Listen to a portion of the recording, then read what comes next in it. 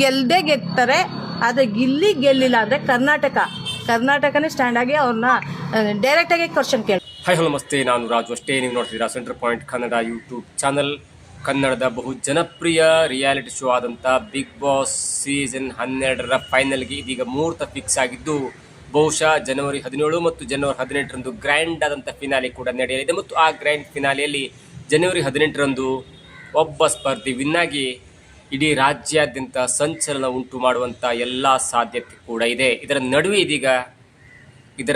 ಇದೀಗ ಅತ್ಯಂತ ಜಾಸ್ತಿ ಫ್ಯಾನ್ಸ್ ಹೊಂದಿರುವಂಥ ಗಿಲ್ಲಿಯ ಅಭಿಮಾನಿಯೊಬ್ಬರು ಕೊಟ್ಟಂಥ ಸ್ಟೇಟ್ಮೆಂಟ್ ಇದೆಯಲ್ಲ, ಅದು ಈಗ ರಾಜ್ಯಾದ್ಯಂತ ಸದ್ದನ್ನು ಮಾಡ್ತಾ ಇದೆ. ಹಾಗಾದರೆ ಗಿಲ್ಲಿಯ ಸಾಮಾನ್ಯ ಫ್ಯಾನ್ಸ್ ಅಭಿಮಾನಿ ಕೊಟ್ಟಂಥ ಸ್ಟೇಟ್ಮೆಂಟ್ ಏನು, ಅದು ಯಾವ ಲೆಕ್ಕದಲ್ಲಿ ಸದ್ದು ಮಾಡ್ತಿದೆ, ಯಾವ ಸ್ಟೇಟ್ಮೆಂಟನ್ನು ಕೊಟ್ಟರು, ಇವೆಲ್ಲವನ್ನು ನೋಡೋದಕ್ಕಿಂತ ಮೊದಲೇ ತನಕ ನಮ್ಮ ಚಾನಲ್ನ ಸಬ್ಸ್ಕ್ರೈಬ್ ಮಾಡಿಲ್ಲ ಅಂದರೆ ಈಗಲೇ ಸಬ್ಸ್ಕ್ರೈಬ್ ಮಾಡಿ, ಜೊತೆಗೆ ಕಾಮೆಂಟ್ಗಳ ಮುಖಾಂತರ ತಮ್ಮ ಅಭಿಪ್ರಾಯವನ್ನು ತಿಳಿಸ್ಬೋದು. ಎಸ್ ವೀಕ್ಷಕರೇ, Big Boss Kannada season Big Boss 12 ಇದೆಯದು ಅತ್ಯಂತ ಜನಪ್ರಿಯವಾದಂಥ ಒಂದು ಶೋ ಆಗಿದೆ. ಅಂದರೆ ಬಿಗ್ ಬಾಸ್ ಸೀಸನ್ 1, 2 ಎಷ್ಟು ಜನಪ್ರಿಯ ಆಗಿತ್ತಲ್ಲ, ಅದಾದ ನಂತರ ಪ್ರಥಮ ಅವರ ಸೀಸನ್ ಕೂಡ ಅತ್ಯಂತ ಜನಪ್ರಿಯವಾಗಿತ್ತು ಮತ್ತು ಜನರನ್ನು ತಲುಪಿತ್ತು. ಅದಾದ ನಂತರ ಎಲ್ಲೋ ಒಂದು ಕಡೆ ಸಪ್ಪೆ ಆಯಿತು, ಅಷ್ಟರ ಮಟ್ಟಿನ TRP ಇಲ್ಲ ಎನ್ನುವಂಥ ಮಾತು ಕೂಡ ಕೇಳಿಬಂತು. ಆದರೆ ಬಿಗ್ ಬಾಸ್ ಸೀಸನ್ 12ರ ಅವತರಣಿಕೆ ಅಥವಾ ಸೀಸನ್ 12 ಇದು ಅತ್ಯಂತ ಜನಪ್ರಿಯವಾದಂಥ ರಿಯಾಲಿಟಿ ಶೋ. ಯಾಕಂದರೆ ಕಂಟೆಸ್ಟೆಂಟ್ಗಳನ್ನು ಆಯ್ಕೆ ಮಾಡುವ 19 ಸ್ಪರ್ಧಿಗಳಿಗೂ ಕೂಡ ಯಾವುದೇ ಒಂದು ದೊಡ್ಡದಂಥ ಈ ಗಿಮಿಕ್ ಬ್ಯಾಕ್ಗ್ರೌಂಡ್ ಇರಲಿಲ್ಲ ಮತ್ತು ಕಾಂಟ್ರವರ್ಸಿ ಕ್ಯಾರೆಕ್ಟರ್ಗಳು ಅತ್ಯಂತ ಕಡಿಮೆ ಇದ್ವು. ನೀವು 19 ಜನರನ್ನು ತೆಗೆದುಕೊಂಡಾಗಲೂ ಕೂಡ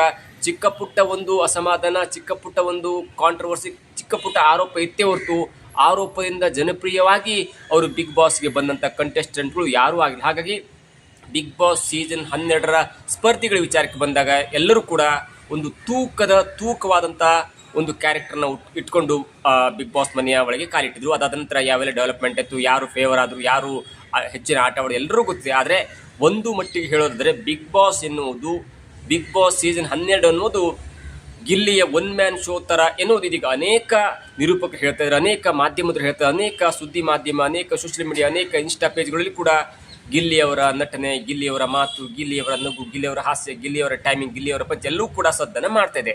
ಇದರ ಮಧ್ಯೆ ಇದೀಗ ಬಿಗ್ ಬಾಸ್ ಸೀಸನ್ 14ನೇ ವಾರಕ್ಕೆ ಕಾಲಿಟ್ಟಾಗ 9 ಸ್ಪರ್ಧಿಗಳು ಇದ್ದಾರೆ. ಅದರಲ್ಲಿ ಅಶ್ವಿನಿ, ಗಿಲ್ಲಿ, ಧ್ರುವಂತ್, ರಕ್ಷಿತಾ, ರಾಶಿಕಾ, ಸ್ಪಂದನ, ಧನುಷ್, ಕಾವ್ಯ ಮತ್ತು ರಘು ಎನ್ನುವಂಥ 9 ಸ್ಪರ್ಧಿಗಳಿದ್ದಾರೆ. ಈ 9 ಸ್ಪರ್ಧಿಗಳಲ್ಲಿ ಈ ವಾರ 5 ಜನ ನಾಮಿನೇಟ್ ಆಗಿದ್ದಾರೆ. ಎಲಿಮಿನೇಟ್ ಆಗಿ ಹೋಗುವಂಥ ಕ್ಯಾರೆಕ್ಟರ್ಗೆ ನಾಮಿನೇಟ್ ಆಗಿದ್ದಾರೆ. ಅಂದರೆ ಅಶ್ವಿನಿ ನಾಮಿನೇಟ್ ಆಗಿದ್ದಾರೆ, ಧ್ರುವಂತ್ ನಾಮಿನೇಟ್ ಆಗಿದ್ದಾರೆ, ರಾಶಿಕಾ ನಾಮಿನೇಟ್ ಆಗಿದ್ದಾರೆ, ಸ್ಪಂದನ ನಾಮಿನೇಟ್ ಆಗಿದ್ದಾರೆ ಮತ್ತು ಧನುಷ್ ಕೂಡ ನಾಮಿನೇಟ್ ಆಗಿದ್ದಾರೆ. 4 ಜನ ಮುಂದಿನ ವಾರಕ್ಕೆ, ಅಂದರೆ ಗಿಲ್ಲಿ, ರಕ್ಷಿತಾ ಶೆಟ್ಟಿ, ಕಾವ್ಯ ಮತ್ತು ರಘು ಎನ್ನುವಂಥ 4 ಸ್ಪರ್ಧಿಗಳು ಮುಂದಿನ ವಾರಕ್ಕೆ ಕಾಲಿಟ್ಟಿದ್ದಾರೆ. ಮತ್ತು ಗಿಲ್ಲಿ ಇದೀಗ ವಾರದ ಕ್ಯಾಪ್ಟನ್ ಆಗಿ ಆಯ್ಕೆಯಾಗಿದ್ದಾರೆ ಮತ್ತು ಕ್ಯಾಪ್ಟನ್ಸಿಯನ್ನು ಉತ್ತಮ ರೀತಿಯಲ್ಲಿ ನಿಭಾಯಿಸ್ತಿದ್ದಾರೆ. ಮತ್ತು ಈಗ ಟಾಸ್ಕ್ ಯಾವ ಥರ ಆಡ್ತಾ ಇದ್ದಾರೆ ಅಂದರೆ, ಮುಂದಿನ ಕ್ಯಾಪ್ಟನ್ಸಿ ಟಾಸ್ಕಿಗೆ ಯಾರು ಆಯ್ಕೆ ಆಗಬೇಕಲ್ಲ, 3-4 ಜನರನ್ನು ಕ್ಯಾಪ್ಟನ್ಸಿ ಟಾಸ್ಕ್ಗೆ ಆಯ್ಕೆ ಆಗುವಂಥ ಎಲ್ಲ ಒಂದು ಟಾಸ್ಕ್ ಕೂಡ ನಡೀತಿದೆ ಮತ್ತು ಈಗ ಆ ಪ್ರಕ್ರಿಯೆ ಕೂಡ ಮುಂದುವರೆದಿದೆ. ಇದರ ಮಧ್ಯೆ ಮುಂದಿನ ವಾರದಲ್ಲಿ ಒಬ್ಬರು ಎಲಿಮಿನೇಟ್ ಆಗ್ಬೋದು. ಅಂದರೆ ಈ ವಾರದ ಕಿಚ್ಚನ ಕಟ್ಟಕಟ್ಟೆ 3 ಮತ್ತು 4ಕ್ಕೆ ನಡೆಯುತ್ತೆ, ಅಲ್ಲೂ ಒಬ್ಬರು ಎಲಿಮಿನೇಟ್ ಆಗ್ಬೋದು. ಮುಂದಿನ ವಾರ ಅಂದರೆ ಜನವರಿ 10, ಜನವರಿ 11ಕ್ಕೆ ಮತ್ತೊಂದು ಕಿಚ್ಚನ ಕಟ್ಟೆ ಆಗುತ್ತೆ, ಅಲ್ಲಿ ಒಬ್ಬರು ಅಥವಾ ಇಬ್ಬರು ಎಲಿಮಿನೇಟ್ ಆಗ್ಬೋದು. ಟೋಟಲಿ 6 ಜನ ಉಳಿಬೋದು ಜನವರಿ 12, 13 ನಂತರ. ಅದಾದ ನಂತರ ಮಿಡ್ ಡೇ ಎಲಿಮಿನೇಷನ್ ಆಗ್ಬೋದು ಅಥವಾ ಜನವರಿ 17ಕ್ಕೆ ಪ್ರಥಮ ದಿನ ಶನಿವಾರ ದಿನ ಒಬ್ಬರು ಎಲಿಮಿನೇಟ್ ಆಗಿ ರವಿವಾರ ದಿನ ಜನವರಿ 18ಕ್ಕೆ 5 ಜನರನ್ನು ಫೈನಲ್ ಸ್ಪರ್ಧಿಗಳು ಎನ್ನುವಂಥ ಘೋಷಣೆ ಮಾಡುವಂಥ ಸಾಧ್ಯತೆ ಇದೆ. ಮತ್ತು ಜನವರಿ 18ರ ಸಂಜೆ ರಾತ್ರಿ 11 ಗಂಟೆ ಸುಮಾರಿಗೆ ಒಬ್ಬರನ್ನ ಸ್ಪರ್ಧೆಯನ್ನು ವಿನ್ ಮಾಡುವಂಥ ಎಲ್ಲ ಸಾಧ್ಯತೆ ಕೂಡ ಇದೆ.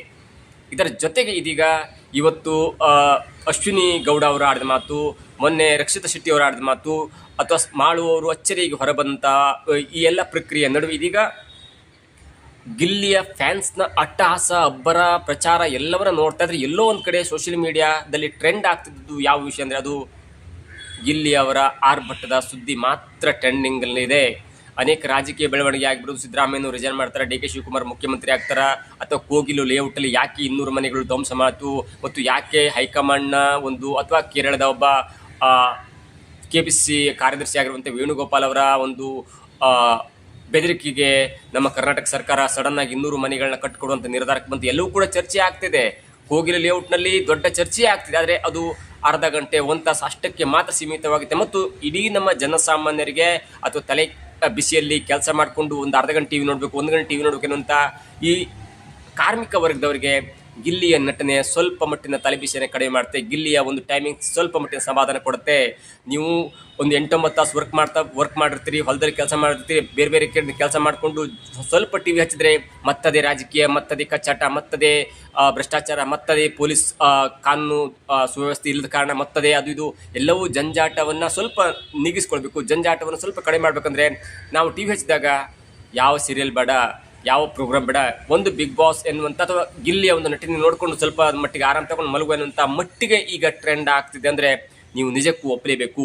ಓಕೆ, 14ನೇ ವಾರದಲ್ಲಿ 13 ವಾರ ಕಳೆದ 14 ವಾರದಲ್ಲಿ ಗಿಲ್ಲಿಗೆ ಮೊಟ್ಟ ಮೊದಲ ಬಾರಿಗೆ ಕ್ಯಾಪ್ಟನ್ಸಿ ಸಿಕ್ತು. ಕ್ಯಾಪ್ಟನ್ಸಿ ಸಿಕ್ಕಾಗ ಸ್ವಲ್ಪ ಮಟ್ಟಿನ ಒಂದು ತಾರತಮ್ಯ ಮಾಡಿದ್ರು.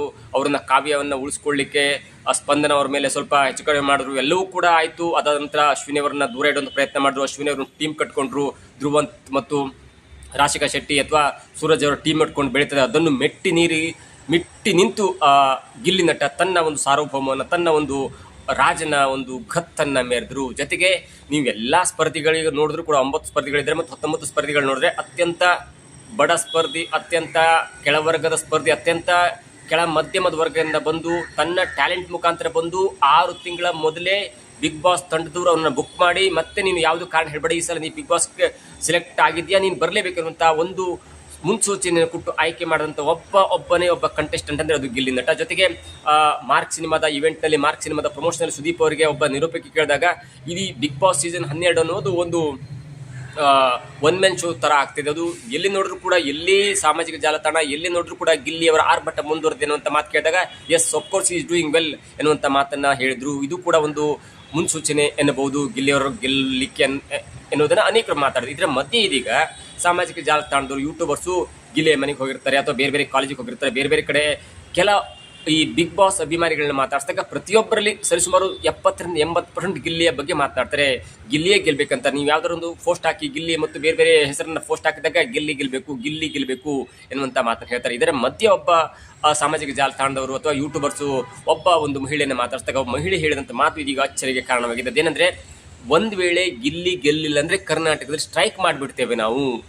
ಗಿಲ್ಲಿ ಗೆಲ್ತಾರೆ, ಆದರೆ ಗಿಲ್ಲಿ ಗೆಲ್ಲಿಲ್ಲ ಅಂದರೆ ಕರ್ನಾಟಕನೇ ಸ್ಟ್ಯಾಂಡ್ ಆಗಿ ಅವ್ರನ್ನ ಡೈರೆಕ್ಟಾಗಿ ಕ್ವಶನ್ ಕೇಳಿ ಎನ್ನುವುದನ್ನು ಅತ್ಯಂತ ಸ್ಪಷ್ಟವಾಗಿ ಹೇಳ್ತಾರೆ ಮತ್ತು ಅದಕ್ಕೆ ಸೂಕ್ತವಾದ ಕಾರಣವನ್ನು ಕೊಡ್ತಾರೆ. ಅಶ್ವಿನಿಯ ಬಗ್ಗೆನೇ ಕೆಲವೊಂದು ಮಾತಾಡ್ತಾರೆ. ನಾನು ಕೂಡ ರಕ್ಷಿತಾ ಶೆಟ್ಟಿ ಅವರಿಗೆ ಮತ ಹಾಕಿದ್ದೆ, ವೋಟ್ ಹಾಕಿದ್ದೆ, ಆದರೆ ರಕ್ಷಿತಾ ಶೆಟ್ಟಿ ಅವರು ಈಗ ಹೊಟ್ಟೆ ಕಿಚ್ಚಿನಿಂದ ಕಾವ್ಯವನ್ನು ಎನ್ನುವಂಥ ಹುಡುಗಿಯನ್ನು ದೂರ ಇಡಬೇಕೆನ್ನುವಂಥ ಕಾರಣಕ್ಕಾಗಿ ಇದೀಗ ತಾನು ಏನು ಮಾಡ್ತೆ ಅಂತಲೂ ಗೊತ್ತಿಲ್ಲ ಆ ಥರ ಸಿಲ್ಲಿಯಾಗಿ ಆಡ್ತಿದ್ದಾರೆ ಮತ್ತು ನಾಗವಲಿ ಥರ ಆಡ್ತಿದ್ದಾರೆ. ಮತ್ತು ಆ ಮೊದಲ ಹಂತದಲ್ಲಿ 70-80 ದಿನದಲ್ಲಿ ಅವಳು ಮುಗ್ಧೆ ಅನಿಸಿದ್ಲು. ಆದರೆ ಇದೀಗ ಮುಗ್ಧ ಭಾವದಿಂದ ಮುಗ್ಧತೆಯ ಒಂದು ಸರ್ಕಲ್ ಹೊರಗೆ ಬಂದು ತನ್ನ ಒಂದು ಕ್ರಿಯಲ್ ಆಟವನ್ನು ಆಡ್ತಿದ್ರೆ ಮತ್ತು ಎಲ್ಲೋ ಒಂದು ಕಡೆ ಬ್ಯಾಕ್ಗ್ರೌಂಡ್ ಹಿಟ್ ಮಾಡುವಂಥ ಒಂದು ಪ್ಲಾನ್ ಮಾಡ್ತಿದ್ದಾರೆ ಅಂತ ಮಾತಾಡ್ತಾರೆ. ಅಶ್ವಿನಿ ಗೌಡರ ಬಗ್ಗೆ ಹೇಳತ್ತಿರೋ ಅಷ್ಟು ದೂರುಗಳಿವೆ. ಧ್ರುವಂತ್ ಕೂಡ ಈಗ ಅಶ್ವಿನಿ ಗೌಡರಿಗೆ ಹೆಲ್ಪ್ ಮಾಡ್ತಿದ್ದಾರೆ. ಹಾಗಾಗಿ ಧ್ರುವಂತ್ ಗೆಲ್ಲಬಾರ್ದು, ಗೆದ್ದರೆ ಒಂದು ಗಿಲ್ಲಿ ಗೆಲ್ಲಬೇಕು, ಇಲ್ಲ ಅಂದರೆ ನಾವು ಕರ್ನಾಟಕದಾದ್ಯಂತ ಸ್ಟ್ರೈಕ್ ಮಾಡುವ ಹಂತಕ್ಕೂ ಹೋಗ್ತೇವೆ ಅನ್ನುವಂಥ ಮಾತನ್ನು ಹೇಳ್ತಾ ಇರೋದನ್ನು ನೋಡ್ತಾ ಇದ್ರೆ ಎಲ್ಲೋ ಒಂದು ಕಡೆ ಗಿಲ್ಲಿ ಗೆದ್ದಂಗಾಗಿದೆ.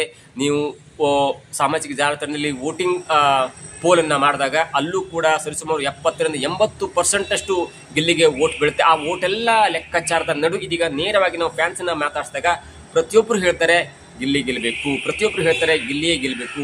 ಜೊತೆಗೆ ಗಿಲ್ಲಿಯ ಮನೆಯವರು ಇಲ್ಲಿ ಬಂದಾಗ ಅಥವಾ ಸ್ಪರ್ಧಿಗಳ ಮನೆಯವರು ಅಂದರೆ ಕಾವ್ಯ ಮನೆಯವರಾಗಿರ್ಬೋದು, ಧನುಷ್ ಮನೆಯವರಾಗಿರ್ಬೋದು, ಸೂರಜ್ ಮನೆಯವರಾಗಿರ್ಬೋದು, ಅವರ ಫ್ಯಾಮಿಲಿ ಅಥವಾ ಬೇರೆ ಬೇರೆ ಎಲ್ಲ ಫ್ಯಾಮಿಲಿಯವರು ಕೂಡ ಲಾಸ್ಟ್ ವೀಕ್ ಒಂದು ಅವರನ್ನು ಮಾತನಾಡಿಸಿ ಕ್ಯಾಪ್ಟನ್ಸಿ ಆಯ್ಕೆ ವಿಚಾರದಲ್ಲಿ ಅವರು ಕೂಡ ಮೂಗು ತೋರಿಸುವಂಥ ಅವರು ಕೂಡ ಪಾಲ್ಗೊಳ್ಳುವಂಥ ವಿಚಾರ ಇತ್ತು. ಅದರಲ್ಲಿ ಮುಖ್ಯವಾಗಿ ಕಾವ್ಯ ಅಮ್ಮ ಆಗಿರ್ಬೋದು, ಧ್ರುವಂತ್ ಅಥವಾ ಸೂರಜ್ ಮತ್ತು ಅವರ ಫ್ಯಾಮಿಲಿಯವರು ಕೂಡ ಹೇಳ್ತಾ ಇದ್ದಾರೆ, ನಮ್ಮ ಮಗಳು ಈ ಬಿಗ್ ಬಾಸ್ ಸ್ಪರ್ಧೆಯಲ್ಲಿ ಇಲ್ಲ ಅಂದಿದ್ರೆ ನನ್ನ ಮನೆಯವರ ಪ್ರತಿಯವರ ಓಟು ಕೂಡ ಗಿಲ್ಲಿಗೆ ಬರ್ತಾ ಇತ್ತು, ಗಿಲ್ಲಿಗೆ ಹಾಕ್ತಾ ಇದ್ವಿ ಅನ್ನುವಂಥ ಮಾತನ್ನು ಹೇಳ್ತಾ ಇದ್ದಾರೆ. ಇದು ಕೂಡ ಗಿಲ್ಲಿಯವರ ಒಂದು ಸ್ಪರ್ಧೆಗೆ ಸಿಕ್ಕಂಥ ಒಂದು ಮನ್ನಣೆ ಅಂತ ಹೇಳ್ಬೋದು. ಜೊತೆಗೆ ಕಾವ್ಯ ತಾಯಿ ಹೇಳಿದಂಥ ಮಾತಿದೆಯಲ್ಲ, ಕಾವ್ಯ ಎಲ್ಲೂ ಕೂಡ ನೀನು ಗಿಲ್ಲಿಯನ್ನು ಬಿಟ್ಕೊಡ್ಬೇಡ, ಯಾಕಂದರೆ ಗಿಲ್ಲಿ ಇಲ್ಲೇ ತನಕ ನಿನಗೆ ಕಾಪಾಡಿದ್ದಾನೆ ಎನ್ನುವಂಥ ಮಾತು ಹೇಳ್ತಾ ಇದ್ದದ್ದು ನೋಡ್ರೆ ಮೊದಲು ಕಾವ್ಯ ಗಿಲ್ಲಿಯ ಫ್ರೆಂಡ್ಶಿಪ್ ಮಾಡಿದ್ದು ಯಾಕೆ ಅನ್ನೋದಕ್ಕೆ ಇದೀಗ ಸ್ಪಷ್ಟನೆ ಸಿಗ್ತಾ ಇದೆ.